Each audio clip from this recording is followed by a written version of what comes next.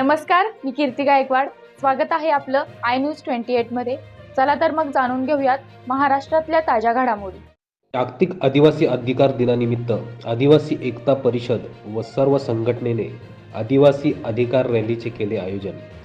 संयुक्त राष्ट्रसंघाने 13 सप्टेंबर 2007 रोजी आदिवासी अधिकाऱ्यांची घोषित करून जागतिक आदिवासी मानवी हक्कांचे स्वनिर्धाराचे हक्क प्रदान करण्यात आले. मात्र असे असताना देशातील मानवी हक्कांचे उल्लंघन पायमल्ली होताना दिसत आहे, असे या संघटनेचे म्हणणे असून या नियमाची अधिकाराची काटेकोरपणे पालन व्हावे व इतर आदिवासी हक्कांच्या मागण्यांसाठी आदिवासी एकता परिषद व इतर आदिवासी संघटनेचे आदिवासी समाजामार्फत जव्हार शहरामधून अप्पर जिल्हाधिकारी कार्यालय जव्हार या ठिकाणी रॅलीच्या माध्यमातून प्रदर्शन करण्यात आले. यावेळेस आपल्या मान्यवरांनी आपापल्या भाषणातून माध्यमातून आपल्या मागण्या लेखी स्वरूपात निवेदन दिले.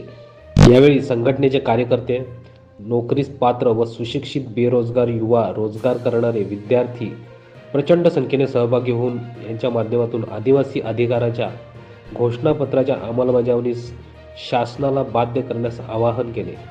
वार्ताहर इंडिया न्यूज 28 साठी प्रणय प्रभाकर पाटील, पालघर जिल्हा ब्युरो चीफ यांची रिपोर्ट.